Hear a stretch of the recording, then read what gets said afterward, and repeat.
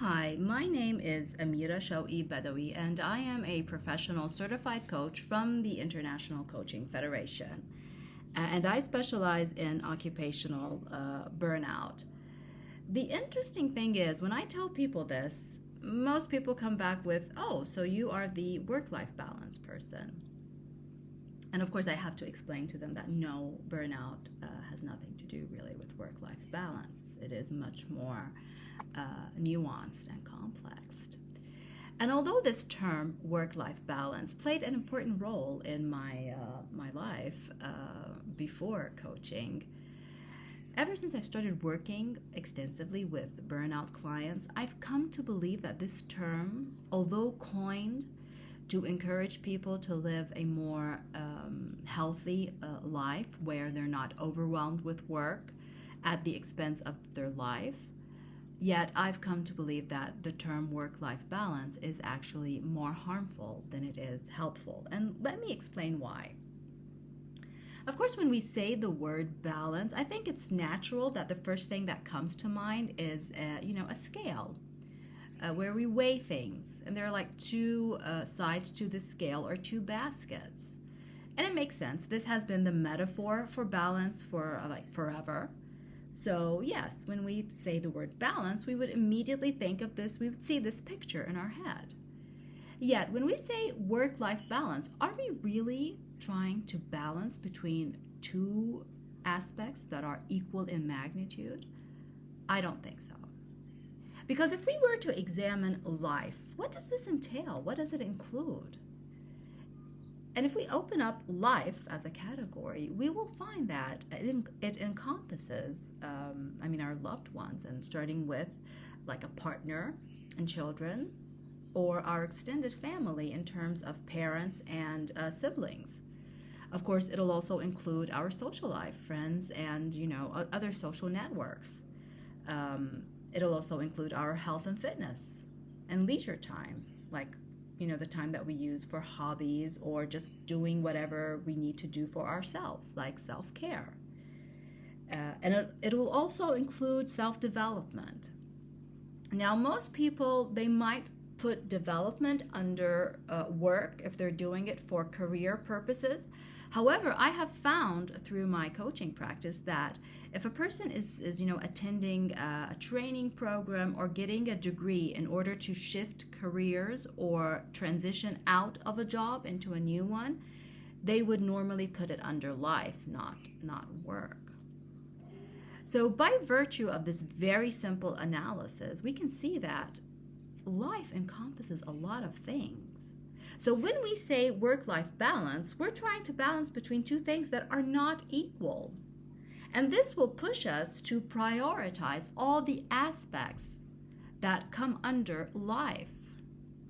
And normally what would happen is that the things that have to do with us, like our health, our fitness, our leisure, even our development, would most probably get relegated to the end of that priority list in favor of other aspects that include other people.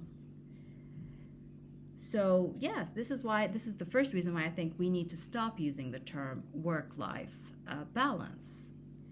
Now, the second reason is because I think when we say work-life balance, we're perpetuating the notion that who we are at work is different from who we are in the rest of our lives. And this narrative started with the whole, the workplace doesn't include emotions, and you should leave your life worries or your life problems at the office door, and then you should leave your work problems at the home door. And of course, now we know these two things are not true. There are a lot of emotions in the workplace, and how can you leave your problems at the door? If you're worrying about a loved one who is sick, or you're stressed because whatever's going on in your life, you're going to carry that into the workplace. And of course, with technology, ever since they invented Blackberries and laptops, we are expected to carry our work literally with us wherever we go. Yet we haven't normalized that we carry our lives with us wherever we go, and that includes work. So continuing to use this work-life balance, I think, is pushing us to segregate between work and life. And we're looking at these two things as if they are polar opposites, as if they are in conflict with each other. And this is not how it should be. We should think of integrating more, because work comes under life. It's not a separate aspect. Whatever the reasons are for you working, if you're working for meaning or to find a sense of fulfillment and purpose, then your work is part of your life. Or even if you're working as a means to an end, it's just for income, it is still part of your life. And there should be harmony within all the aspects that constitute your life.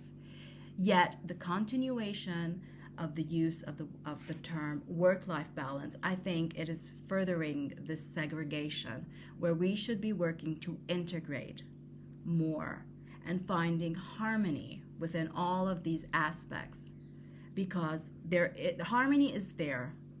They're not conflicting, and they don't go against each other.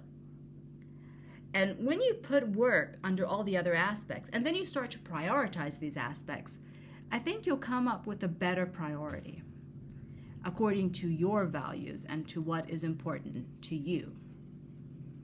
So this is why I think we just need to stop using the term work-life balance.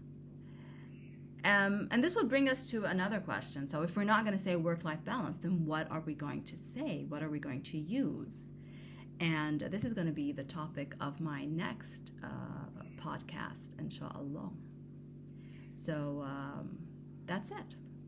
I hope it was helpful, and thank you for listening.